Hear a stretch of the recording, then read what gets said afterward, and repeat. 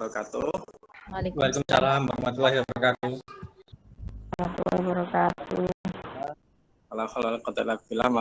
Yang saya hormati Bapak Ibu sekalian peserta temu pendidik daerah ketiga KGBN Tuban, Ketua KGBN Tuban Bu Eva Septiana Rahayu dan juga para pengurus KGBN Tuban. Tidak lupa yang saya hormati dan saya takdimi fatwa-fatwanya menika Bu Siti Zubaidah selaku narasumber pada TPD kita kali ini, dan juga tidak lupa Bapak Ibu sekalian peserta TPD yang sudah bergabung pada siang hari ini. Semoga semuanya dalam keadaan sehat walafiat, bisa belajar bersama. Sebelum dimulai, saya perkenalkan dulu narasumber kita pada siang hari ini. Beliau adalah Ibu Siti Zubaidah, guru IPA SMP Negeri 2 Jenu. Beliau adalah seorang yang cukup aktif terkait dengan menciptakan inovasi pembelajaran, terutama dalam bidang IT. Beliau juga seorang YouTuber, konten-kontennya tentang pembelajaran IPA juga sangat banyak di YouTube. Pada siang hari ini akan berbagi topik baik terkait dengan bagaimana menciptakan inovasi pembelajaran dalam lingkup yang kecil mulai dari kelas sehingga nanti bisa dikembangkan dalam lingkup yang lebih luas. Untuk lebih jelasnya saya berikan waktu kepada Bu Siti Zubaidah untuk memberikan paparan materinya kurang lebih selama 20-30 menit, kemudian nanti bisa kita sambung dengan dialog atau diskusi dari Bapak Ibu sekalian. Demikian saya persilakan kepada Ibu Zubaidah untuk menyampaikan materinya. Monggo dipersilakan. Oke, terima kasih Pak Makdum. Saya izin untuk screen layar dulu ya Bapak Ibu ya.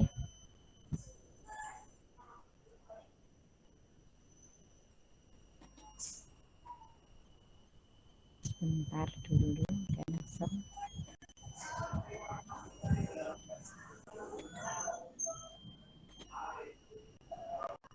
Oke, assalamualaikum warahmatullahi wabarakatuh. Terima kasih Bapak Ibu atas waktunya, kepada yang terhormat Ibu KGBN Kabupaten Tuban, Ibu Eva, Bapak Ibu peserta TPD untuk Angkatan 3 tahun 2022. Terima kasih banyak waktunya untuk berbagi karena di siang hari ini dengan cuaca yang masih bulan puasa dan siang hari yang enak dibuat tidur, tapi Bapak Ibu guru hebat memilih untuk belajar bersama kami. Mungkin kami bukanlah orang yang luar biasa seperti apa yang dikatakan Pak Makdum. Kami masih perlu banyak belajar dari panjenengan semua, dan mungkin di komunitas ini saya akan mulai belajar dengan panjenengan semua. Kekurangan ataupun kelebihan saya nanti akan saya bagi bersama panjenengan, dan kekurangan saya akan saya lengkapi dari panjenengan semua. Oke Bapak Ibu, saya akan mulai presentasi tentang memulai inovasi pembelajaran secara sederhana. Sudah kelihatan nggih Bapak Ibu untuk share screen saya nggih? Sudah. Oke, terima kasih sebentar. Oke Bapak Ibu, judul yang saya ambil adalah memulai inovasi pembelajaran secara sederhana. Ini adalah perkenalan saya Bapak Ibu. Saya guru IPA di SMPN 2 Jenu. Saya termasuk tim inovasi pembelajaran SMP tahun 2021 kemarin. Saya juga termasuk guru inti untuk Mapel IPA SMP gugus 3 dan 4 tahun 2019. Saya juga sebagai pendidik bersertifikat Google level 1.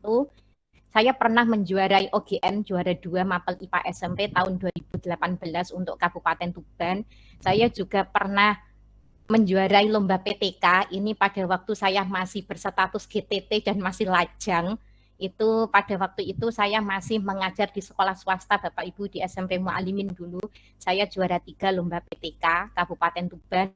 Saya juga pernah menjuarai lomba PTK untuk tutor keaksaraan fungsional atau untuk pendidikan luar sekolah pada dalam rangka Jambore PTK PNF tingkat Jawa Timur tahun 2009 itu, bukan 2008. Saya saat ini sedang studi pascasarjana pendidikan biologi Uniro. Sebelum saya mengajar di SMP Duanjenu, saya pernah mengajar di SMP Mualimin dulu Bapak Ibu, sama di SMK 3 Tuban. Saya juga aktif mengajar di Kejar Paket B dan C pada waktu masih lajang dulu dan masih berstatus GTT. Oke, saya ingin memulai untuk materi ini.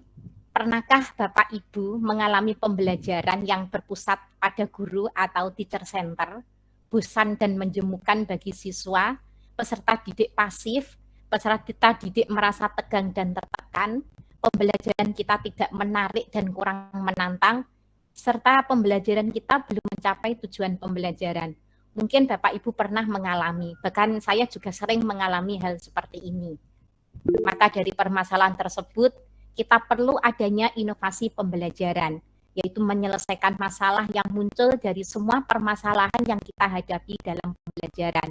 Selain itu, perkembangan zaman juga menuntut perubahan dalam pembelajaran tersebut. Pengertian inovasi pembelajaran menurut Saud tahun 2011, inovasi pembelajaran adalah suatu perubahan yang baru dan kualitatif berbeda dari hal yang ada sebelumnya, serta sengaja diusahakan untuk meningkatkan kemampuan guna mencapai tujuan tertentu dalam pembelajaran. Berarti dalam hal ini tidak hanya baru saja Bapak Ibu bisa memperbarui yang sudah ada, atau mengkombinasi ataupun memodifikasi hal-hal yang sudah ada dahulu. Itu juga disebut juga sebagai inovasi pembelajaran. Kita juga bisa mengembangkan. Prinsip inovasi pembelajaran ini saya ambil dari berbagai sumber Bapak Ibu. Yang pertama, berpusat pada peserta didik atau student center, mengacu pada keterampilan abad 21 atau dikenal dengan istilah 4C, collaboration, critical thinking, berpikir kritis, creativity, anak memiliki kemampuan atau kreativitas, dan anak memiliki kemampuan komunikasi. Suasana pembelajaran harus menarik, menyenangkan, dan bermakna, berpusat pada masalah, pembelajaran dalam situasi nyata dan konteks yang sebenarnya, serta menekankan pada penggalian, penemuan, dan penciptaan. Kemudian dalam tahap-tahap tersebut harus ada refleksi berkelanjutan di setiap tahapannya untuk mengetahui apakah pembelajaran ini sudah sesuai dengan tujuan apa tidak. Itu adalah prinsip dari inovasi pembelajaran. Kemudian inovasi dalam pembelajaran ini saya bagi menjadi 3. Sebenarnya ini tidak bisa kita lepas. Salah satunya saling berhubungan Bapak Ibu, yaitu ada model atau strategi yang kita pilih, media atau bahan ajar, asesmen atau penilaian. Tetapi kita bisa memilih salah satunya untuk dikembangkan atau dirubah atau dimodifikasi atau kita buat baru. Mohon maaf Bu Zubaida, ini slide PowerPoint-nya nggak jalan. Macet. Oh alah. Mungkin sudah halaman berapa ini Pak? Masih di cover. Oh masih di cover, astagfirullah. Dari tadi kok nggak ngomong lho Pak. Tadi slide. Sebentar, oke. Berarti saya itu dulu ya. Saya stop sharing dulu kalau gitu. Saya ulang kembali Pak nggih, ngapunten Bapak Ibu. Oke, saya share seluruh layar saja kalau gitu. Kalau ini sudah jelas Pak Magdum? Itu profil panjenengan. Oke, ya ini profil saya tadi. Tidak usah saya ulang ya. Langsung ke tadi. Langsung saja ya. Oke. Ini tadi yang Bapak Ibu untuk mengalami pembelajaran seperti saya juga, mungkin Bapak Ibu juga pernah nih ya berpusat pada guru, bosan dan menjemukan, pasif, tegang dan tertekan, tidak menarik dan menantang, juga belum mencapai tujuan pembelajaran. Ini tadi sudah nih Bapak Ibu, inovasi pembelajaran muncul karena adanya banyak masalah. Maka untuk menyelesaikan masalah tersebut, seperti tadi, kadang kita menemukan siswa yang tidur di kelas. karena kita hanya menggunakan metode ceramah, jadi anak bosan. Maka dari itu, dari permasalahan tersebut kita butuh adanya inovasi dalam pembelajaran. Dan perkembangan zaman juga menuntut perubahan dalam pembelajaran tersebut. Ini pengertian dari inovasi pembelajaran ya, suatu perubahan yang baru dan kualitatif berbeda dari hal yang ada sebelumnya, serta sengaja diusahakan untuk meningkatkan kemampuan guna mencapai tujuan tertentu dalam pembelajaran. Ini prinsip inovasi pembelajaran tadi berpusat pada peserta didik, mengacu pada keterampilan abad 21, suasananya harus menarik, menyenangkan, dan bermakna, berpusat pada masalah, pembelajaran harus dalam situasi nyata dan konteks yang sebenarnya, kemudian menekankan pada penggalian, penemuan, dan penciptaan. Kemudian harus ada refleksi berkelanjutan di setiap tahapannya. Untuk inovasi dalam pembelajaran Bapak Ibu, kita bisa memilih ketiga-tiganya kita kembangkan atau salah satu kita kembangkan. Tetapi satu dengan yang lain ini tidak bisa terlepas Bapak Ibu. Kalau kita memilih inovasi dalam model atau strategi, kita bisa membuat model atau strategi baru atau memodifikasi model atau strategi yang sudah ada. Media atau bahan ajar, kita bisa membuat bahan ajar baru atau memodifikasi bahan ajar yang sudah ada. Asesmen atau penilaian, kita juga bisa menyusun asesmen sendiri atau memodifikasi asesmen yang sudah ada. Kemudian bagaimana sih cara memulai inovasi pembelajaran secara sederhana? Yang pertama, kita harus punya niat dan komitmen Bapak Ibu. Niat kita sebagai pengajar, bahwa kita mengajar atau mendidik peserta didik kita itu dalam rangka tidak hanya mencari uang, atau itu adalah pekerjaan kita, tetapi kita niatkan untuk beribadah Bapak Ibu, bahwa apa yang kita berikan kepada peserta didik kita insya Allah akan dibalas pahala yang berlipat oleh yang di atas. Maka dari itu rezeki akan mengikuti. Kemudian ada komitmen juga Bapak Ibu di hati kita, bahwa apa yang sudah diberikan tanggung jawab kepada kita, maka kita juga harus menjalankan dengan sebaik-baiknya. Setelah kita niat dan berkomitmen, Bapak Ibu melakukan tes diagnosis siswa terlebih dahulu dan mencari permasalahan yang perlu untuk dijadikan rujukan dalam menyusun strategi pembelajaran. Pada tes diagnosis, Bapak Ibu akan membagi anak-anak dalam beberapa level. Ada level mahir, ada level cakap, ada level berkembang, ada level anak yang sudah, apalagi ada 4 itu Bapak Ibu. Bapak Ibu bisa melihat cara menyusun tes diagnosis pada platform Merdeka Mengajar untuk materi mandiri belajar Bapak Ibu. Di situ ada untuk topik assessment. Kemudian setelah Bapak Ibu melakukan diagnostik, sudah tahu akar permasalahannya, Bapak Ibu bisa memilih strategi atau model pembelajaran yang sesuai dengan tujuan belajar dan kondisi. Bapak Ibu bisa melihat video inspirasi pada platform Merdeka Mengajar, atau contoh penerapan model pembelajaran melalui jurnal atau artikel yang sekarang sudah banyak sekali tersedia di internet Bapak Ibu. Bapak Ibu nggak usah khawatir. Bapak Ibu hanya buka di Google, kemudian ketik cendekia gitu. Itu sudah banyak sekali jurnal artikel pembelajaran yang bisa Bapak Ibu pilih, kemudian Bapak Ibu sesuaikan dengan kondisi Bapak Ibu. Kalau misalnya kondisinya itu hampir sama, maka Bapak Ibu bisa mencoba. Jika strategi atau model pembelajaran yang diterapkan itu kurang cocok, maka Bapak Ibu bisa melakukan kombinasi atau perubahan secara bertahap sampai menemukan peningkatan hasil pembelajaran. Setelah itu Bapak Ibu harus menggunakan bahan ajar atau media yang sesuai dengan topik dan tujuan pembelajaran. Media itu tidak harus mahal atau baru. Media asli malah lebih bagus jika tersedia langsung di lingkungan.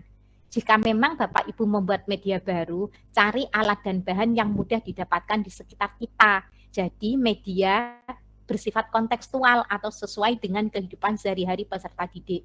Kemudian untuk modul, Bapak Ibu bisa memakai modul yang sudah ada atau mengembangkan sendiri modul ajar yang sesuai dengan kondisi panjenengan masing-masing.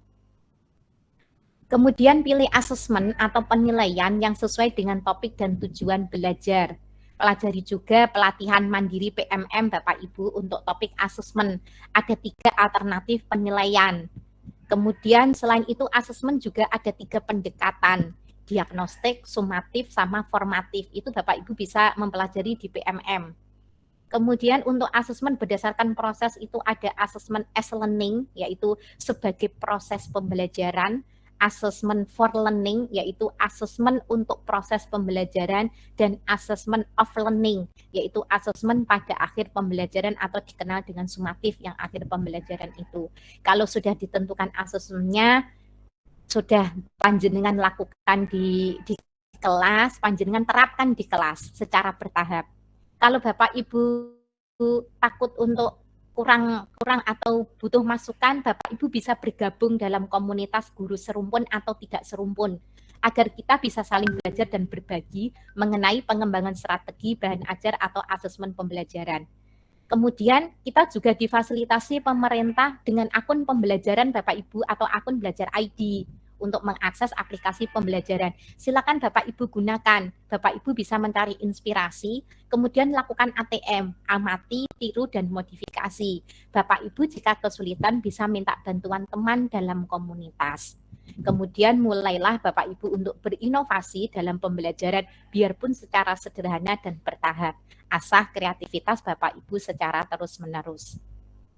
Ini adalah contoh penerapan metode yang sudah saya kembangkan Bapak Ibu, dan ini dulu pernah, ini sebenarnya ide ini muncul pada waktu saya mengikuti ketika saya menjadi tutor KF Bapak Ibu, keaksaraan fungsional, yaitu mengajar orang tua yang tidak bisa menulis, membaca, dan berhitung ini sebenarnya. Jadi metode jelas ini singkatan dari jelajah luas, termasuk model pembelajaran kooperatif learning. Metode jelas ini kombinasi antara order learning dan indoor learning. Jadi awal ide ini muncul karena saya mengajari orang tua itu yang susah sekali untuk membaca, menulis, dan berhitung. Karena kan beda dengan anak-anak sekolah sekarang Bapak Ibu. Kalau orang yang sudah tua itu disuruh membaca itu susahnya minta ampun. Akhirnya saya buat metode jelajah luas ini secara kontekstual. Jadi saya beri tugas bab ibu-ibu karena peserta belajar saya itu banyak ibu-ibu yang sudah sepuh, dan ibu-ibu itu biasanya kan sukanya memasak dan belanja. Jadi ketika ibu-ibu itu belanja, saya beri tugas untuk mencatat apa saja yang dibelanjakan. Jadi barangnya apa saja yang dibelanjakan saya suruh menulis, jumlahnya berapa, harganya berapa. Kemudian saya suruh notal semua. Dari semua yang sudah, jadi kegiatan yang dilakukan sehari-hari itu saya suruh menuliskan di dalam buku. Setelah itu ketika masuk ke kelas indoor learning, itu ibu-ibu tadi atau peserta belajar saya untuk mengkomunikasikan hasil pembelajarnya secara langsung. Alhamdulillah terjadi peningkatan Bapak Ibu dari hasil belajar tersebut, dan ibu-ibu atau peserta belajar saya akhirnya banyak yang mendapatkan sukma atau surat keterangan melek aksara.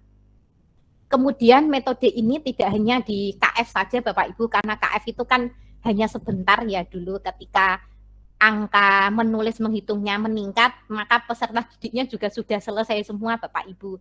Dan saya kembali ke sekolah lagi, maka metode ini saya terapkan pada pembelajaran IPA Bapak Ibu, yaitu pernah saya terapkan pada topik hama dan penyakit pada tanaman, dulu masih kurikulum 2006 di kelas 8, dan topik interaksi makhluk hidup terhadap lingkungan pada kurikulum 2013 kemarin.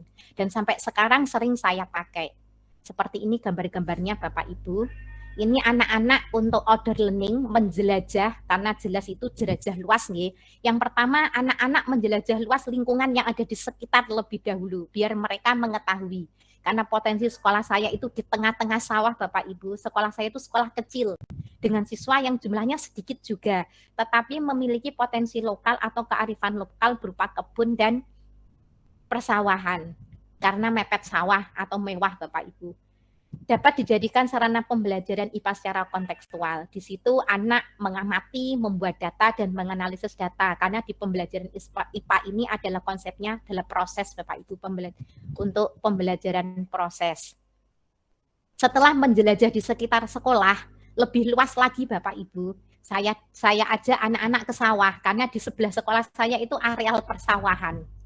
Nah, ini siswa berkolaborasi dalam kelompok, dalam pengamatan, membuat data, dan menganalisis. Karena potensi lokalnya itu adalah pertanian, dan latar belakang keluarganya itu kebanyakan petani.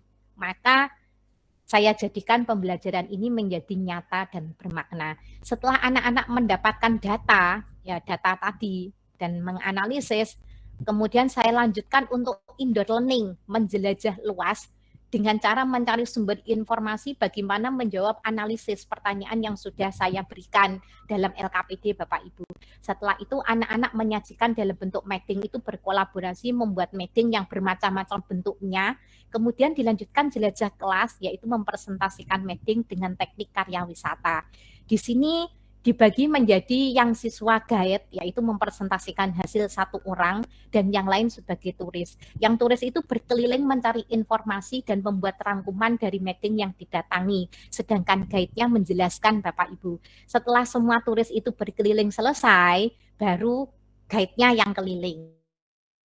Yang turisnya berhenti untuk melengkapi rangkumannya. Setelah selesai semua, baru guru merefleksikan hasil pembelajaran yang sudah didapatkan oleh siswa.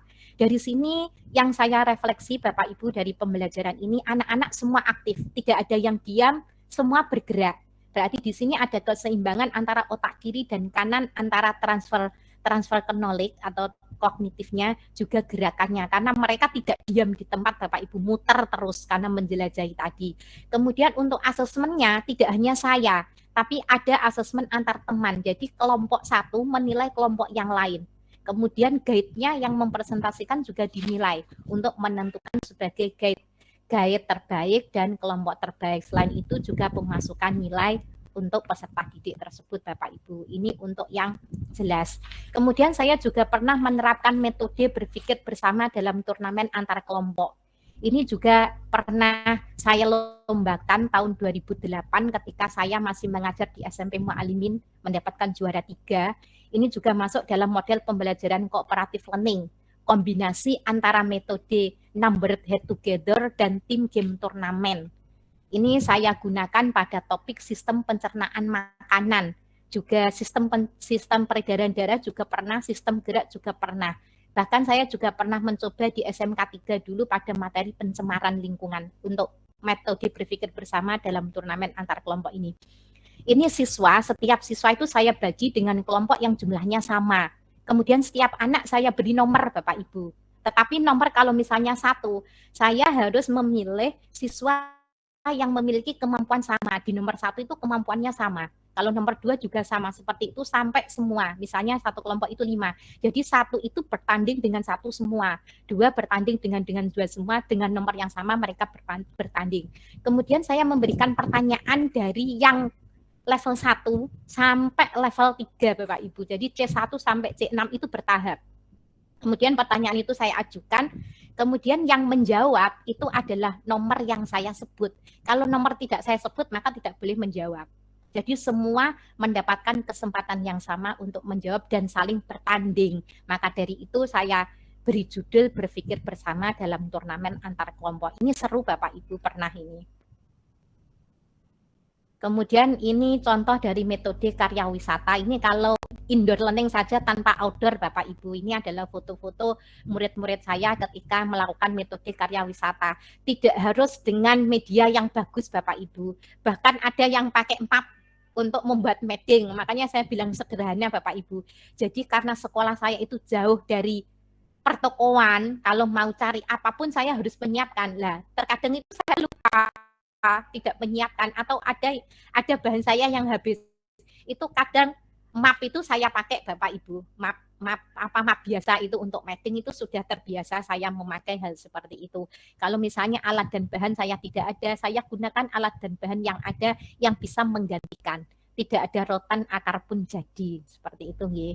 Ini yang metode pameran, ini juga terintegrasi dengan pramuka setiap Jumat dulu sebelum pandemi, tapi ini Bapak Ibu. Jadi anak saya suruh ke lapangan, kemudian saya siapkan meja, ada berapa kelompok, ini untuk alat ukur, untuk mengambil nilai alat ukur Bapak Ibu, karena ini keterampilan yang diambil. Ini setiap anak mencoba kemudian mengisi data. Jadi saya beri lembar pengamatan untuk diisi anak-anak. Ini tidak hanya pada materi pengukuran, model sel juga saya gunakan seperti ini. Kemudian ini metode praktikum, tidak hanya pada pencemaran saja, tidak hanya pada lihat mikroskop. Ini juga kalau saya memakai gelas ukur atau itu sering pecah Bapak Ibu, jadi anak-anak saya suruh nyari gelas aqua atau botol itu yang bisa dipakai. Jadi seperti ini yang saya lakukan biarpun sekolah desa nggih. Kemudian uji asam baja juga sering saya lakukan, uji makanan, uji vitamin C itu sering saya lakukan. Jadi setiap pembelajaran selalu ada praktikum. Kemudian ini contoh meeting yang dibuat anak-anak Bapak Ibu, jadi mereka berkolaborasi dalam kelompok untuk memberikan informasi hasil dari pembelajaran mereka macam-macam ya. Kemudian ini di semester kemarin Bapak Ibu saya juga menggunakan akun belajar ID dalam pembelajaran IPA. Ini sudah saya susun dalam bentuk artikel Bapak Ibu berdasarkan hasil observasi platform atau aplikasi yang pernah kami akses dalam pembelajaran IPA dengan akun belajar ID pada semester ganjil kemarin, masih Juli sampai Desember kemarin. Ini adalah beberapa aplikasi yaitu Google Classroom itu sering karena saya pakai sampai sekarang pun tetap saya pakai Google Slide, Google Meet, Google Formulir, Google Dokumen itu jarang, hanya sekali kalau ada laporan itu saja. Google Spreadsheet itu kalau anak mau membuat diagram Bapak Ibu, kalau datanya itu dalam bentuk diagram itu baru Spreadsheet dipakai. Google Drive itu juga sering Bapak Ibu karena kalau video itu langsung ngirim ke HP saya mesti penuh. Akhirnya saya suruh ngupload ke Drive dulu linknya yang dikumpulkan. YouTube itu juga saya aktif kemarin membuat konten untuk materi pembelajaran selama masa pandemi dan sampai sekarang pun saya pakai untuk anak-anak. Kemudian Canva for Education ini kalau anak-anak membuat poster misalnya kalau perkembangbiakan hewan atau tumbuhan, kemudian menanggulangi penyakit tentang sistem reproduksi, penyakit tentang sistem pencernaan, itu saya suruh membuat poster, itu pakai Canva for Education, jadi filenya itu langsung dikirim ke Classroom. Rumah belajar itu juga kadang saya pakai, simulasi pad itu dulu pada waktu pandemi Bapak Ibu kita nggak bisa ngumpul nggih, dan alat dan bahannya nggak ada, itu kita pakai simulasi pad. Kemudian Google Slide and Output Deck ini dulu saya pakai sebelum ada itu Google Meet Bapak Ibu, ini dulu sering. Tetapi karena ada Google Meet, akhirnya Google Slide on Deck ini hanya saya pakai ketika asinkronus saja. Jadi yang sudah ada dulu itu saya pakai kembali, pakai asinkronus. Jadi untuk semester kemarin itu sudah jarang. Yang 1 tahun yang lalu itu Google Slide and Output Deck ini menjadi tren saya karena disukai anak-anak. Kemudian game word wall itu juga pernah saya gunakan Bapak Ibu. Quizzes ini jarang, kenapa? Karena sekarang berbayar. Sudah 1 tahun sudah nggak dipakai, sekarang nggak bisa dipakai. Sama mobil edukasi ini juga sudah pernah saya pakai. Saya memakai seperti ini Bapak Ibu bukan berarti sinyal di sekolah saya bagus Bapak Ibu. Kadang kalau anak itu Google Meet ya keluar masuk seperti itu. Jelas mesti ada hambatan. Tetapi insya Allah dari semua yang saya berikan ke peserta didik itu dengan keterbatasan sekolah desa seperti saya, insya Allah anak-anak banyak yang belajar dan banyak berubah untuk ke IT-nya Bapak Ibu. Biarpun sekolah saya itu sekolah yang terpencil, bahkan sinyal pun itu kadang keluar masuk. Anak-anak itu kadang ke warnet atau ke warkop Bapak Ibu untuk warung kopi untuk ikut Google Meet seperti ini. Oke. Berdasarkan paparan saya tadi Bapak Ibu, apakah Bapak Ibu siap untuk berinovasi pada pembelajaran Bapak Ibu? Mungkin itu dari saya mengucapkan terima kasih dan mohon maaf jika presentasi saya masih banyak kekurangan dan kekurangan itu akan saya jadikan pembelajaran saya untuk menjadi sempurna saya di masa yang akan datang. Oke, saya akhiri untuk presentasi saya. Assalamualaikum warahmatullahi wabarakatuh. Monggo Pak Magdum saya kembalikan. Terima kasih. Waktunya pas ya. 30 menit saran dari Bu Zubaidah memang sudah terlatih untuk presentasi, jadi sudah biasa. Dari paparan tadi hanya ada beberapa yang bisa saya catat, yaitu bahwa inovasi sekurang-kurangnya ada 3 aspek, yaitu pada model atau strategi pembelajaran, dan nanti bisa dikombinasi antara model satu dengan yang lainnya sehingga nanti muncul baru atau model yang berasal dari ide orisinil Bapak Ibu sendiri berdasarkan pengalaman sehari-hari. Kemudian terkait dengan inovasi dalam bidang media pembelajaran, bisa berupa alat peraga, bisa berupa bahan, kemudian bisa macam-macam lah terkait dengan media pembelajaran, dan ada juga inovasi terkait dengan evaluasi pembelajaran. Nah, kebanyakan yang evaluasi pembelajaran ini jarang kita ya, karena memang evaluasi itu juga sesuatu yang tidak mudah, tapi bisa untuk pesan. Nah, antara itu lebih persilakan Bapak Ibu yang ingin menyampaikan itu, dapat atau barangkali juga berbagi pengalaman. Persilakan untuk mentara 2 orang. Pertama, saya sebut nama, berasal dari sampaikan apa ingin disampaikan. Monggo saya persilakan. Bu Agusida itu Pak mengangkat tangan. Ini mengangkat tangan dari tadi kelihatannya. Pak Agus Widang ya. Oh, Pak Agus Halo Widang. Pak Agus. Bisa di unmute Pak mic-nya.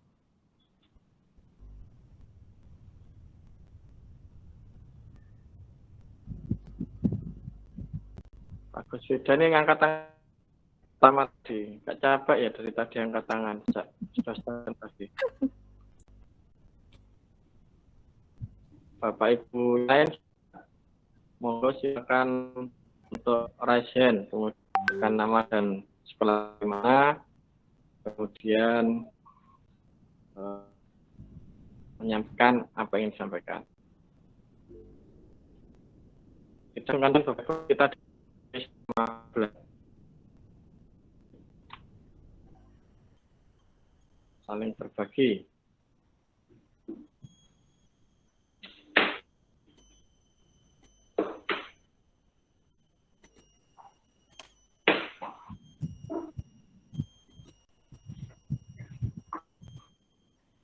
Atau kalau Bapak Ibu kesulitan untuk berkomunikasi pakai suara, bisa kirim. Bisa pakai chat. Diberikan tanggapan. Bisa tulis di chat Bapak Ibu kalau misalnya ada pertanyaan. Ini saya dengan Pak Magdum ini sama nggih, guru IPA. Kita sebenarnya juga aktif di komunitas MGMP Bapak Ibu. Kita sering menulis BKS bersama nggih Pak Magdum nggih. Untuk modul pembelajaran itu kita menyusun BKS bersama Bapak Ibu. Jadi kita dibagi materi. Materi itu setiap tahunnya selalu berganti-ganti. Jadi pengalaman menulis modul atau pengembangan modul itu kita dapatkan dalam komunitas juga. Kalau Pak Magdum mungkin sudah ahlinya menulis sih. Kalau saya itu masih belajar. Apalagi untuk membuat modul itu saya bisanya ya pada waktu ikut MGMP ini Bapak Ibu. MGMP IPA itu setiap tahun kita modulnya itu tidak hanya materi tok, tetapi juga ada LKPD setiap kegiatan. Jadi setiap bab itu ada berapa LKPD, kemudian disertai dengan soal ulangan itu biasanya itu. Jadi asesmen. Jadi setiap tahun itu kita ganti dan kita selalu mengikuti perkembangan kurikulum juga kalau di komunitas kami. Selain itu kami juga setiap tahun di akhir pembelajaran itu kita membuat soal ujian sekolah bersama nih Pak Magdum. Itu kalau di MGMP Kabupaten. Kalau di MGMP Gugus itu kita biasanya sharing untuk membuat soal ujian semester Bapak Ibu atau ujian ulangan harian. Itu yang sering kita lakukan di komunitas kita dalam pengembangan media pembelajaran atau asesmen pembelajaran. Monggo mungkin ada pertanyaan Bapak Ibu.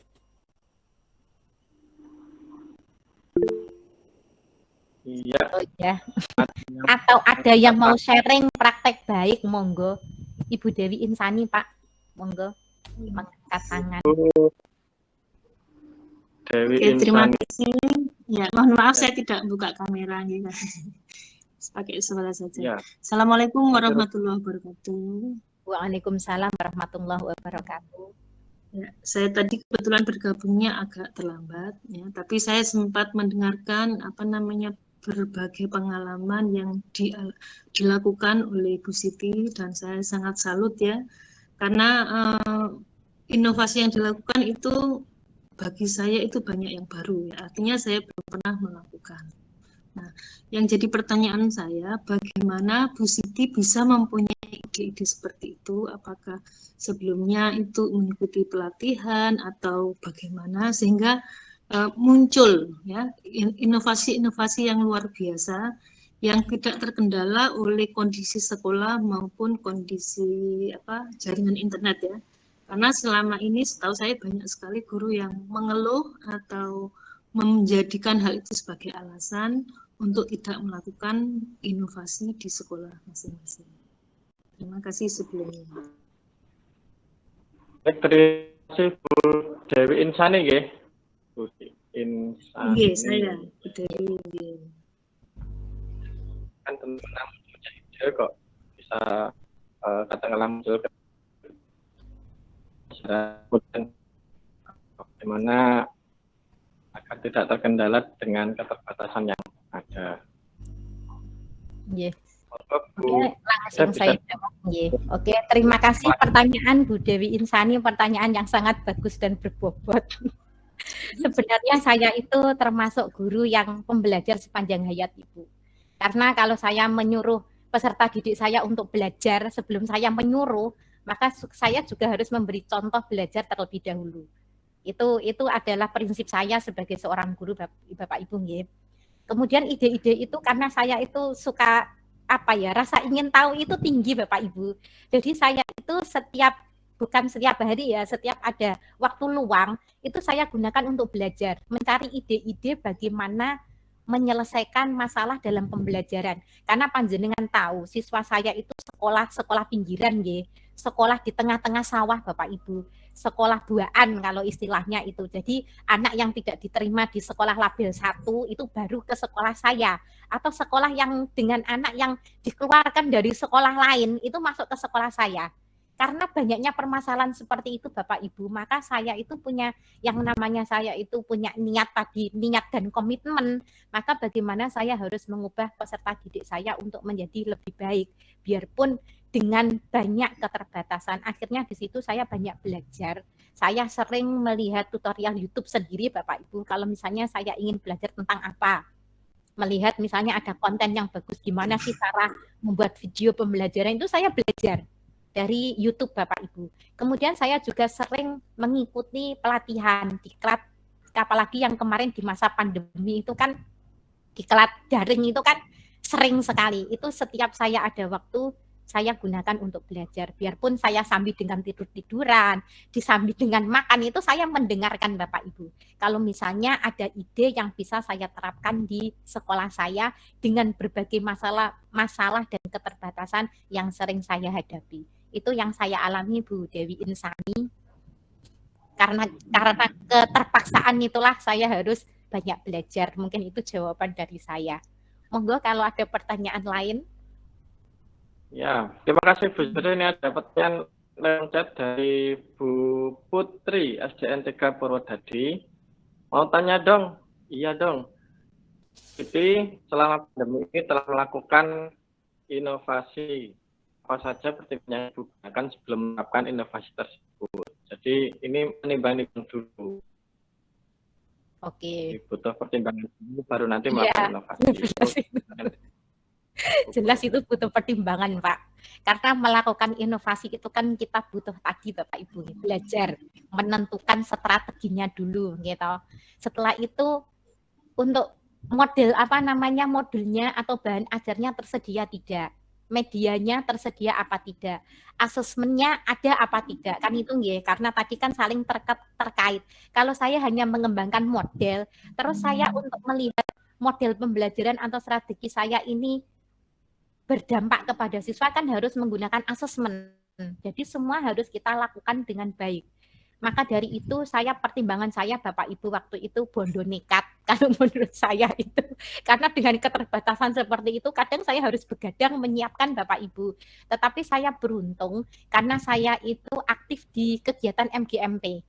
Jadi di MGMP itu saya bisa belajar membuat LKS sendiri, PKS sendiri itu kita susun bersama-sama. Dari semua itu kita punya filenya Bapak Ibu. Jadi di situ saya ambil kalau yang sudah ada tadi, kemudian saya kembangkan kembali. Jadi saya hanya tinggal merubah sedikit-sedikit yang sudah ada. Kemudian untuk strateginya, mungkin setiap strategi itu juga butuh penelitian yang lebih lanjut Bapak Ibu. Kadang di kelas yang A itu berbeda dengan kelas B. Maka dari itu sering sekali saya gunakan secara bertahap. Kekurangan apa, maka saya akan melengkapi di masa yang mendatang. Jadi pertimbangan saya itu, kalau saya tidak berubah saat ini juga atau tidak mau memberikan inovasi ke anak, kemudian anak saya mau jadi apa peserta didik saya, itu yang pertimbangan saya seperti itu Bapak Ibu. Jadi saya kembalikan masa depan anak-anak kita membentuk peserta didik itu tidak dengan serta-merta dengan seenaknya sendiri. Tetapi kalau kita berproses dengan baik, insya Allah peserta didik kita juga nanti akan menjadi lebih baik. Itu yang menjadi pertimbangan saya Bapak Ibu untuk melakukan inovasi pembelajaran. Mungkin itu jawaban dari saya. Monggo kalau ada masukan lain atau mau berbagi lagi, silakan. Tadi jawaban dari Bu Siti Baida, Bapak Ibu bisa mengisi data terlebih dahulu ya di link yang sudah dibagikan di kolom chat untuk menjadi dokumen dari penyelenggara. Tadi bisa saya garis bawahi, Bu Siti Baida punya pertimbangan bahwa seandainya kita punya anak, kemudian anak kita diajar oleh guru yang tidak kompeten, ya betul. Kita sebagai guru ya jangan seperti itu, kita harus jadi guru yang kompeten nanti. Kita layani dengan baik, berkahnya nanti juga akan ke anak-anak kita akan diajar oleh guru-guru yang berkompeten pula, seperti itu. Iya betul sekali. Untuk sesi pertama sudah 2 penanya.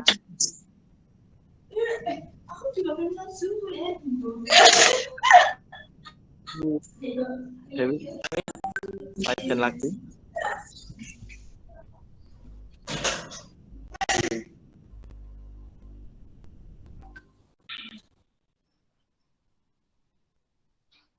Bu Dewi Insani angkat tangan lagi nih, apakah ada yang perlu disampaikan? Atau mau berbagi cerita inspiratif cerita pembelajarannya? Silakan ya, karena ini tidak hanya melulu dari narasumber, tapi Bapak Ibu juga bisa saling berbagi. Barangkali punya inovasi ini, tetapi hasilnya kurang optimal, bisa kita diskusikan. Atau barangkali punya ide inovasi apa, nanti seperti apa juga bisa disampaikan. Atau pernah berhasil melakukan inovasi tertentu meskipun sederhana, juga silakan bisa diceritakan. Jadi saling berbagi.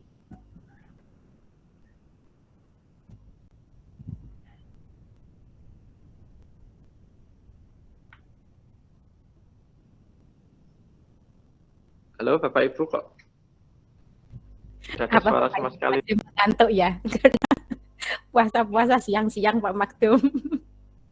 Oke. Atau mungkin beginilah Bu Zubeda bisa ngasih contoh praktik inovasi yang dilakukan dengan lebih detail. Ambillah satu apa itu untuk bisa diceritakan, terutama yang tadi menang dalam beberapa lomba itu mungkin bisa disampaikan secara lebih detail biar Bapak Ibu juga asik. Okay. Untuk yang juga banyak Bapak Ibu yang sering meraih prestasi dalam inovasi itu juga banyak. Saking aneh kok sungkan untuk membagi atau ngantuk jangan-jangan ini. Yeah. Padahal juara itu saya dulu itu masih GTT Bapak Ibu. Jadi waktu itu kalau saya mengajar itu tujuan saya bukan saya harus berinovasi nunggu saya jadi PNS, enggak. Semuanya mengalir. Jadi saya berinovasi itu biarpun saya belum menjadi PNS, masih GTT, masih gaji saya masih 200.000 per bulan itu Bapak Ibu, saya sudah melakukan inovasi. Bahkan dulu di sekolah saya yang lama Bapak Ibu, sebelum saya diangkat di SMP 2 Jenu itu, saya pernah menggunakan untuk melatih kedisiplinan anak itu, saya memakai celengan hukuman namanya. Saya beri celengan hukuman.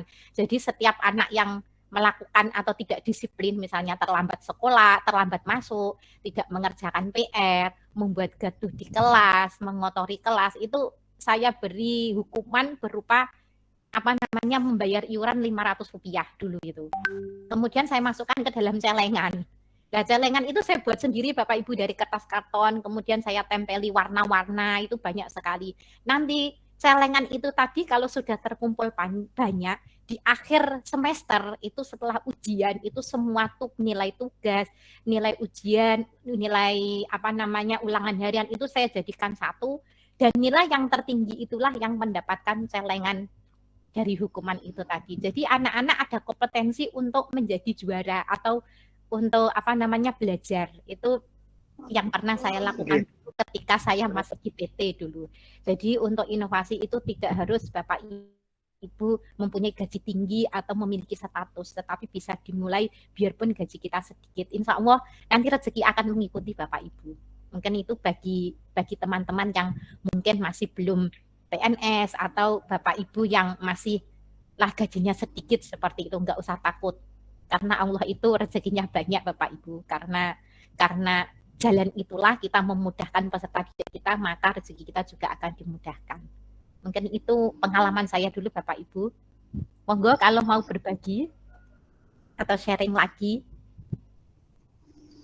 Atau tidak harus itu Bu ya, tidak harus berupa inovasi dalam hal pembelajaran. Iya, ada perilaku juga Pak. Iya, untuk perilaku baik. Awalnya boleh bertanya Pak kalau gitu Pak? Iya, silakan Guntur. Pak Guntur, sebutkan nama, dari mana dan seperti apa. Halo Pak, boleh? Silakan. Oh ya, terima kasih Pak. Tentunya kita semua sepakat ya untuk berinovasi itu tidak harus PNS, GTT ataupun semua orang atau semua guru ini wajib inovasi. Ini saya mau tanya kepada Bu Siti ini mengenai tadi yang dipaparkan tentang pembelajaran yang di lingkungan sekitar dan sebagainya tadi. Itu kontrolnya bagaimana ya?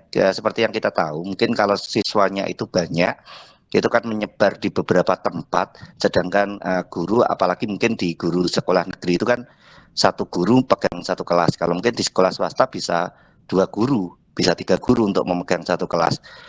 Di sekolah negeri itu kan satu guru satu kelas. Dan kalau kita terapkan untuk belajar di lapangan ini kan pastinya tidak di satu tempat saja. Mungkin ada yang di sebelah kiri sekolah, ada yang di sebelah kanan, ada yang di depan, ada yang di belakang. Apakah ini guru ini muter terus atau kontrolnya bagaimana agar siswa itu benar-benar mengikuti pembelajaran itu tidak guyon, tidak keluar dari konteks yang sudah disusun tersebut. Terima kasih. Langsung saya jawab Pak Madum. Terima kasih Pak Guntur, pertanyaannya yang bagus Pak Guntur.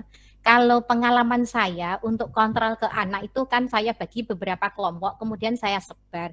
Itu sebelum kita terjun ke lapangan Pak, sebelum outdoor learning itu kita memberikan instruksi terlebih dahulu apa yang harus mereka lakukan dan apa yang tidak boleh mereka lakukan Bapak. Jadi kita instruksikan jelas di awal. Kalau kita tidak menginstruksikan jelas di awal, mesti anak-anak keluar dari konten. Kemudian saya juga kalau sudah di lapangan ya harus mau muter. Jadi setiap kelompok itu saya datangi satu persatu. Ya memang capek luar biasa Pak kalau memang seperti itu karena student center nggih. Tetapi kalau kita tidak melakukan pendampingan atau refleksi, itu banyak kesalahan yang terjadi ke siswa. Jadi student center itu tidak anaknya dibiarkan aktif sendiri enggak.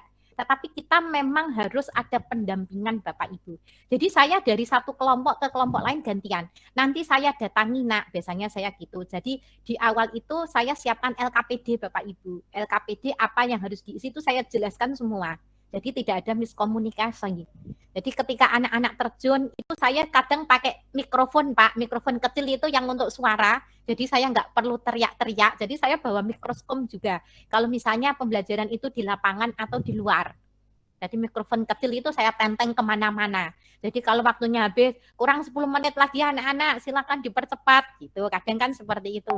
Kemudian di awal tadi kita kesepakatan sebelum kita keluar kelas, Bapak Ibu itu tadi yang pertama. Kemudian kita dampingi satu persatu. Jadi nanti saya beritahu ke anak, nanti Bu Siti akan keliling per kelompok. Dan kalau keliling itu saya lihat apakah pekerjaannya benar enggak dalam satu kelompok itu. Kalau misalnya ada yang tidak benar, maka saya harus meluruskan.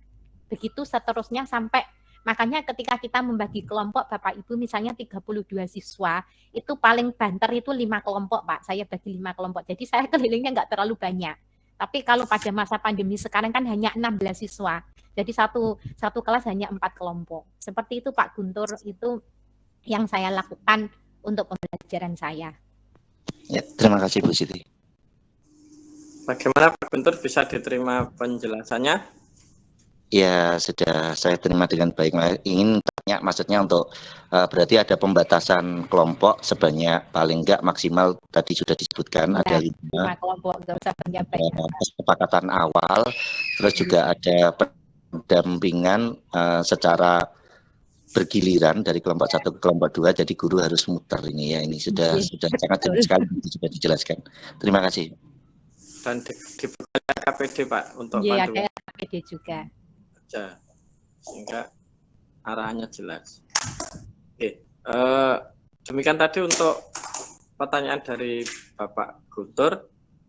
Untuk Bu Dewi Insani, bisa minta tolong tangannya diturunkan Bu, sampai tadi angkat tangan terus, biar teman lain juga bisa terpantau.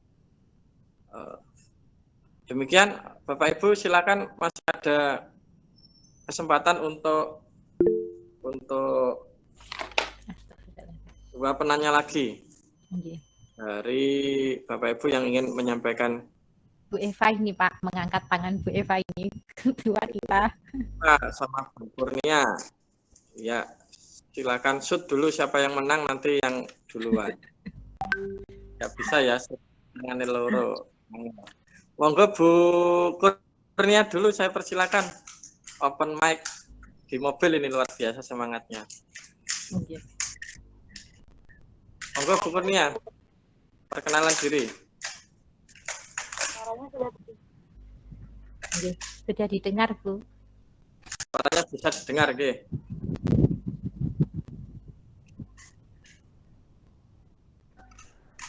Nama saya Kurnia, ini saya anggota baru ya. Dari Tekad.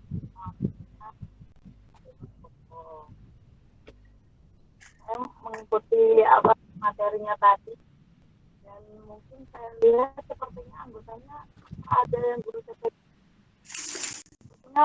Apa? Suaranya kurang jelas Bu Kurnia. Nggih, putus-putus. Suaranya tidak jelas. Nggih, putus-putus Bu Kurnia. Atau bisa ditulis di kolom chat Bu, biar nanti saya bacakan. Yang lain dulu monggo. Oh, yang lain dulu. Oke. Sambil nulis di chat Bu ya, karena kelihatannya menarik sekali pertanyaannya. Kelihatan dari ekspresi wajahnya pasti menarik pertanyaannya. Saya persilakan Bu Eva untuk open mic Bu. Bu Eva Septiana, silakan. Sambil menunggu Bu Kurnia nulis di kolom chat.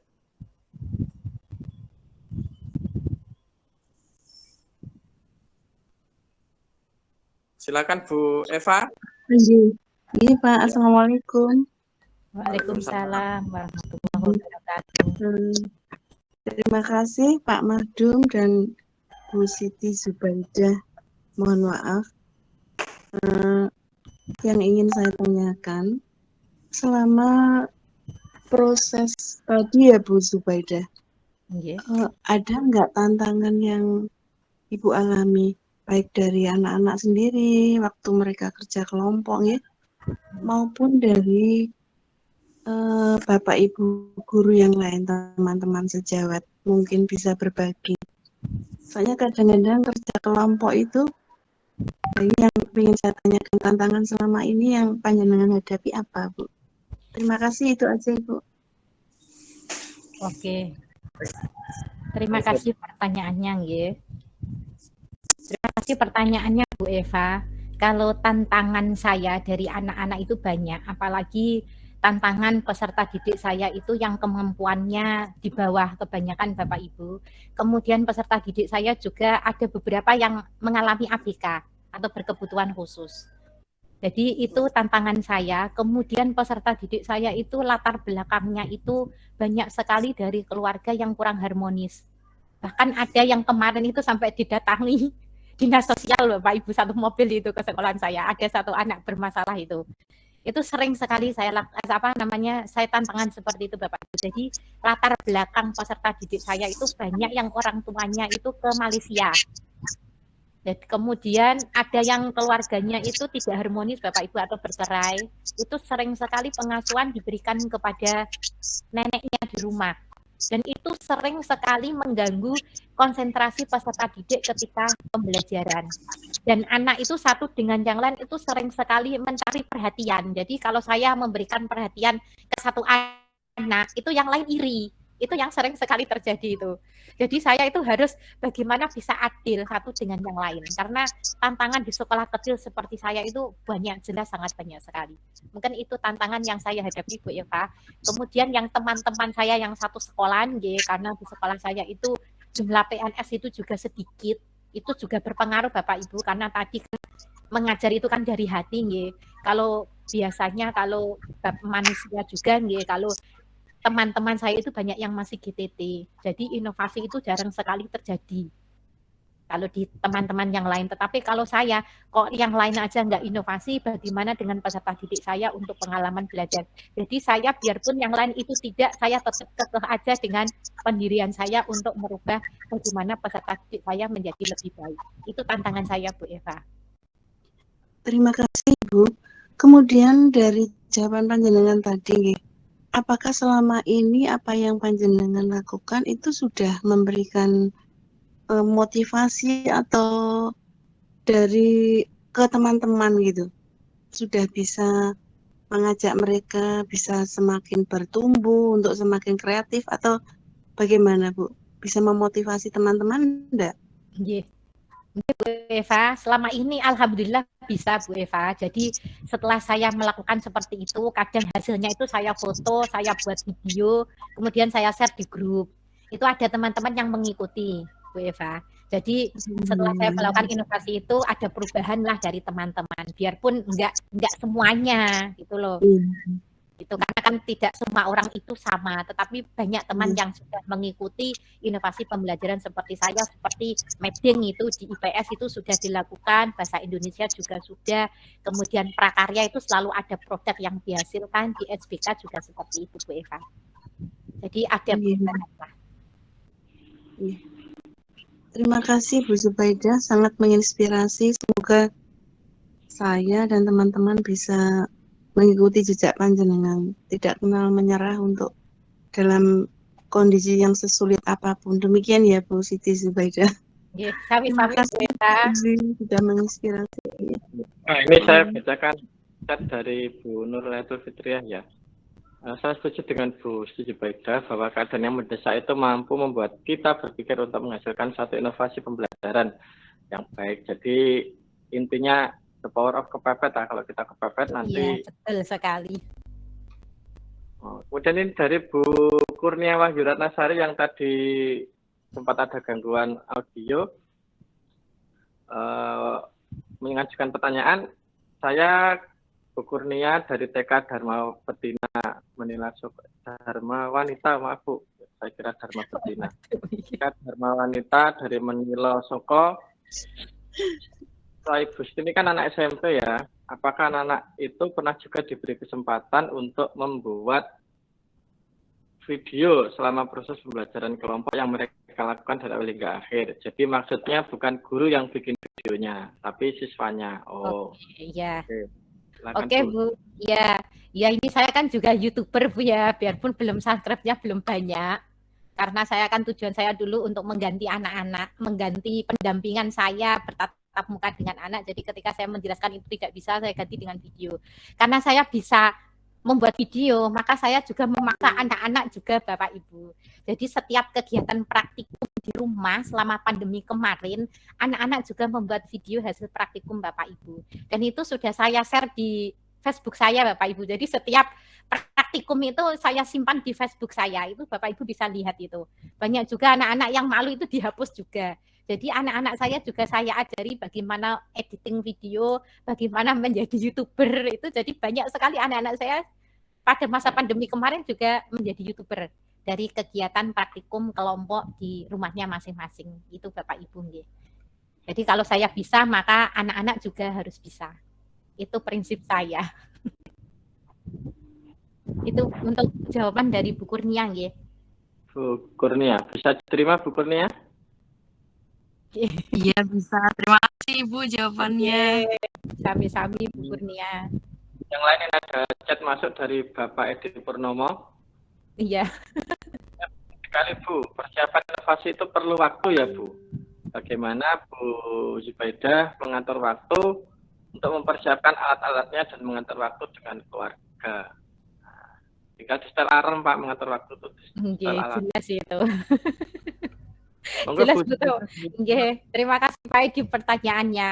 Kalau inovasi itu jelas butuh waktu, Pak. Misalnya kita mau buat video saja, satu video. Untuk materi saja saya butuh 1 minggu, Bapak Ibu. Kalau membuat video satu materi itu nggak serta-merta langsung saya selesaikan 1 minggu. Saya nggak makan, saya nggak bersih-bersih. Misalnya saya nggak masak, enggak. Jadi di sela-sela kegiatan saya sambil tidur-tiduran, sambil santai itu saya buat.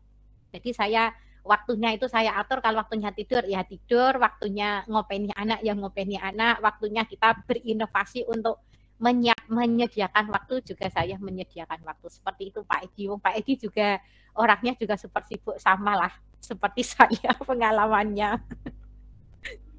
Mungkin itu Pak Edi jawaban dari saya. Edi? Itu tadi jawaban dari Bu Zubaidah. Barangkali Pak Edi juga bisa berbagi. Iya, berbagi ini. Pak Edi juga ahli ini, master. Ini ada chat masuk lagi. Saya bacakan ya, karena Bapak Ibu banyak yang tidak open mic, banyak yang dari chat. Ini ada Pak Hadi dari MTS Ma'arif NU Tuban. Bagaimana mengukur bahwa inovasi itu adalah kebutuhan mendukung belajar siswa, bukan karena keinginan guru untuk menampilkan karya siswa. Jadi inovasi itu benar-benar mendukung kebutuhan siswa, bukan serta-merta karena guru yang pengen eksis untuk berinovasi. Silakan Bu. Oke Pak Hadi. Oke, terima kasih pertanyaannya Pak Hadi. Tadi saya sudah mengatakan karena saya berinovasi itu karena adanya permasalahan yang terjadi, Pak. Kalau tidak ada permasalahan, ngapain saya harus berinovasi?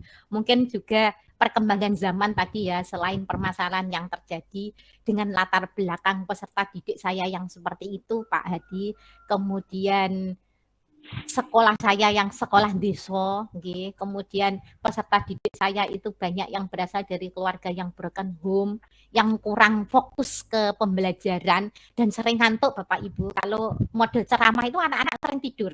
Tetapi kalau model praktikum, model kita jalan-jalan keluar kelas, kadang saya beritahu besok kita jalan-jalan ke sawah anak-anak, itu anak sudah seneng. Itu enggak ada yang ngantuk Pak, enggak ada yang ngantuk, enggak ada yang jenuh. Itu kalau sudah di luar kelas atau di praktikum. Kadang kalau jamnya selesai saja itu kadang cepat sekali ya Bu ya, jamnya sudah habis. Itu kalau sudah praktikum seperti itu, anak-anak enjoy Pak. Itu. Tapi jadi mengukur inovasi di sini itu bukan karena saya ingin eksis atau berkarya, enggak. Tapi memang kebutuhan anak-anak mengharuskan, apalagi dengan tujuan pembelajaran yang mengharuskan siswa kita harus menguasai keterampilan abad 21. Jadi itu memang harus saya lakukan untuk kebutuhan mendukung pembelajaran siswa-siswi saya. Mungkin itu jawaban saya Pak Hadi. Oke, siap, terima kasih. Ini ada kolom chat dari Bu Kurnia, barangkali mau mampir di YouTube-nya, saling mampir Bu Kurnia, nanti di subscribe ya, like dan komen. Subscribe. Baik, ini ada yang raise hand. Nah, ini senang Bu, jadi kita dengan TPD ini saling bisa mengetahui potensi Bapak Ibu semuanya, jadi bisa nanti saling mendukung dalam komunitas belajar yang positif. Kan begitu ya tujuannya dari Betul TPD. sekali. Baik, ini ada yang angkat tangan dari Bu siapa ini? Cerita Umi. Wah, namanya unik sekali ya. Lili. Mohon maaf Pak Masyu, kepencet itu Pak Masyu, mohon maaf. Ini Lili. Namanya iya, kepencet itu. Lili itu Pak.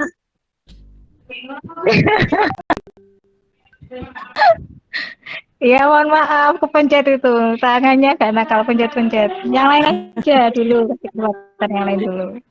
Wajib tanya itu, wajib tanya, ayo. Iya, wajib tanya. Halo. Wajib tanya. Iya, betul. Halo, selamat Bu Zubaida. Alhamdulillah, senang sekali kenal dengan Bu Zubaida. Oke, salam kenal kembali Bu Mi.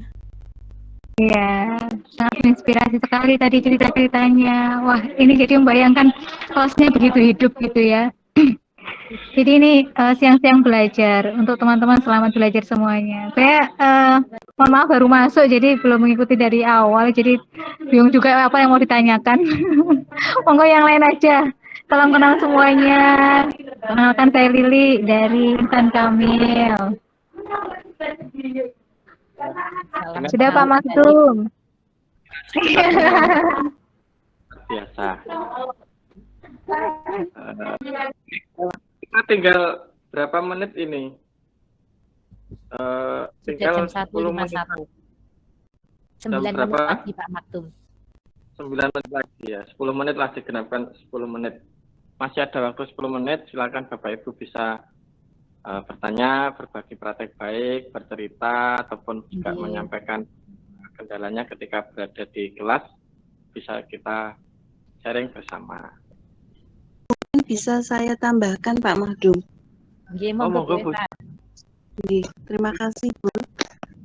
Tentang berbagi praktik baik ini untuk KGB Komunitas Guru Belajar Nusantara itu memfasilitasi Bu, artinya kita ada terbit surat kabar guru belajar yang kemarin juga sudah terbit dan akhir bulan ini juga akan terbit lagi. Kemudian untuk berbaginya bisa ke TPD ya. Kemudian secara nasional itu setahun sekali kita ada acara Temu Pendidik Nusantara. Insya Allah yang ke-9 ini bulan Oktober November biasanya. Semoga Bu Zubaida dan teman-teman bisa bergabung di Temu Pendidik Nusantara yang akan datang. Dan ini sudah mulai prosesnya. Nanti saya infokan di grup kalau berkenan ikut. Bisa ditulis Bu Zubaida sudah pernah menuliskan dalam bentuk karya? Belum pernah.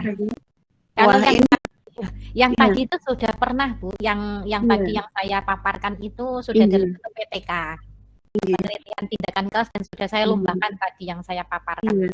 Tapi sudah dalam bentuk buku yang bisa dibeli gitu. Nah ini kan sangat menarik Bu Eman kalau kita tidak tahu karya panjenengan, inovasi panjenengan.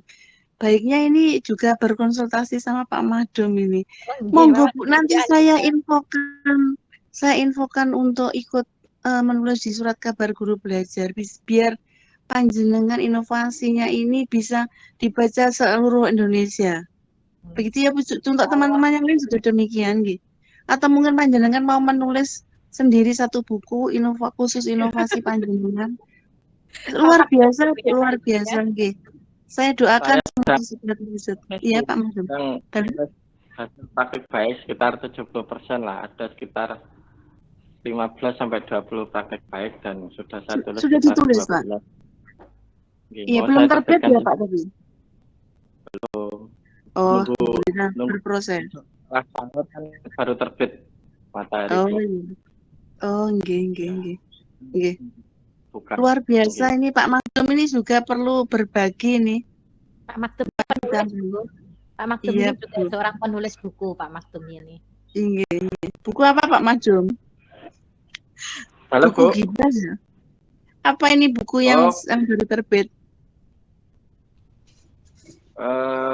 Judulnya Kelas Positif Kelas. Alhamdulillah. Enggak dijual Pak ini? Ya kalau ada yang beli ya dijual. Tidak dipromokan. Iya. Jadi apa ini inspirasi tentang praktik baik ini memang sangat bagus kalau ditulis sehingga bisa menginspirasi teman yang lain, bisa di ATM gitu Ibu. Ya Bu Zub ya, ditunggu ya nanti ya. Insya Allah Bu Eva, semoga ada waktu. diadakan. Nanti saya infokan Bu link-linknya nih ini ada beberapa kegiatan juga untuk penulisan praktik baik ini. Panjenengan enggak tahu ya yang saya share beberapa kali? Tidak Bu, tidak terlalu itu. Tidak terlalu mengikuti saya kadang itu. Saya tinggi. Sekarang kan saya juga sibuk masih kuliah juga. Oh iya. Ya justru karena kuliah itu, semakin banyak menulis. Banyak fokus ini. Jadi kalau ada praktik baik join untuk ditulis, barangkali nanti dari kumpulan praktik baik itu juga bisa jadi buku. Betul. Diantologikan bersama kawan-kawan nanti Bu, satu tiap orang. Itu tapi ya saya Bu ya. Belajar ke Pak Maktum juga Bu. Pak Maktum ini teman saya ini, teman satu MGMP Bu ini Bu. Alhamdulillah. Iya. Perlu ada kelas ya Pak Maktum ya untuk menulis. Tinggal terima kasih 5 menit. Nggih, monggo. Terima kasih. Antara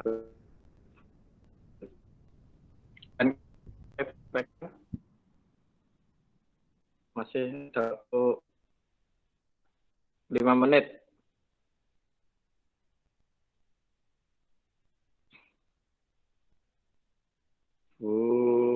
Banyak yang masuk ini.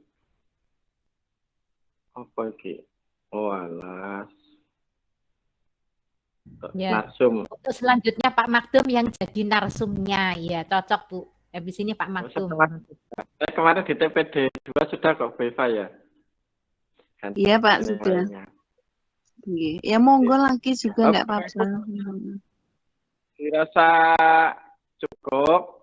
Nanti Bapak Ibu kan sudah ada grup WA ya KGBN Tuban, itu silakan saling berbagi. Kita nanti akan saling support. Yang pun channel YouTube ya nanti akan kita subscribe, kita like, kita rekomendasikan untuk ke teman-teman yang lain juga. Ataupun Bapak Ibu yang menerbitkan buku ya nanti kita promosikan bersama.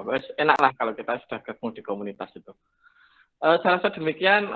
Sebelum saya akhiri, saya bacakan dulu sedikit resume dari pertemuan kita pada siang hari ini terkait dengan bagaimana kita bisa berlatih untuk melakukan inovasi pembelajaran dalam lingkup kecil ya di kelas kita, berupa model-model pembelajaran, bisa media pembelajaran, bisa evaluasi pembelajaran, dan juga bagaimana langkah pembelajaran yang paling mudah yang sekiranya bisa dilakukan oleh siswa dan itu hasilnya efektif. Kemudian dalam melaksanakan inovasi itu tentunya berangkat dari celah yang kita temukan di dalam sebuah pembelajaran. Ini kurangnya apa, anak pengennya seperti apa, itu nanti bisa kita kolaborasi sebagai sebuah ide awal untuk melakukan sebuah inovasi. Kemudian pendampingan kepada anak-anak itu adalah sifatnya wajib, karena meskipun itu student center ya, jadi siswanya membawa center. Nah itu juga perlu didampingi oleh Bapak Ibu Guru sebagai fasilitator, karena anak-anak akan dalam proses mencari pengalaman belajar itu tentunya ada beberapa hal yang tidak match antara pengetahuan yang dimilikinya dengan kondisi yang ditemukan di lapangan. Itu nanti guru bisa menjembatani untuk bisa menemukan konsep ada sambung konsep dengan realita yang ditemukan. Konsep. Itu kemudian Bapak Ibu jangan lelah untuk terus belajar meskipun tadi sibuk, banyak kegiatan, tidak sempat sebagainya. Saya kira banyak waktu luang lah kalau kita mau untuk punya niatan baik untuk bisa memajukan anak didik kita menjadi yang lebih berkualitas. Saya kira itu Bapak Ibu, saya sebagai moderator mohon maaf apabila selama mendampingi kegiatan ini ada kurang lebihnya, ada perkataan saya yang kurang berkenan. Dan sekali lagi saya ucapkan terima kasih kepada Ibu Siti Zubaida yang sangat luar biasa telah berbagi praktik baik pada siang hari ini, juga memberikan motivasi kepada kita, inspirasi agar terus maju, berbenah dalam mensukseskan atau dalam meningkatkan kualitas pendidikan di negeri kita tercinta ini. Pada kepada Bu Eva selaku Ketua KGBN Tuban yang memberikan fasilitas acara ini sehingga acara ini bisa terselenggara dengan baik, juga Bapak Ibu yang terlibat secara langsung maupun tidak langsung, Pak Helmi sebagai host dan yang lainnya.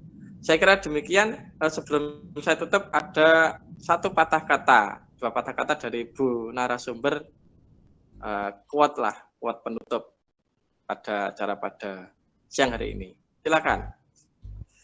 Oke, penutup dari saya, Bapak Ibu, jangan lelah untuk berinovasi, karena dari permasalahan yang Anda hadapi, maka Bapak Ibu akan menjadi guru yang hebat dan kuat untuk peserta didik kita semua. Mungkin itu dari saya. Terima kasih banyak. Jika ada kekurangan dan kesalahan saya mohon maaf dan tidak mengurangi rasa hormat saya kepada panjenengan semua. Mungkin itu dari saya, Pak Magdum. Terima kasih. Lagi di grup, Bu, ya, banyak yang menginginkan untuk belajar lebih lanjut. Demikian Bapak Ibu, terima kasih. Kurang lebihnya saya sebagai moderator sekali lagi mohon maaf. Semoga apa yang kita lakukan pada siang hari ini bermanfaat, dilimpahi berkah, dan dicatat sebagai amal ibadah kita dalam mengisi bulan Ramadan yang mulia ini. Terima kasih, sampai ketemu lagi di TPD keempat berikutnya. Sekian, tepuk tangan. Assalamualaikum warahmatullahi wabarakatuh. Waalaikumsalam warahmatullahi wabarakatuh. Terima kasih Bapak Ibu semua, Bu Eva, Pak Hilmi, Pak Magdum, dan Bapak Ibu yang lain. Terima kasih Bu Zubaidah. Sampai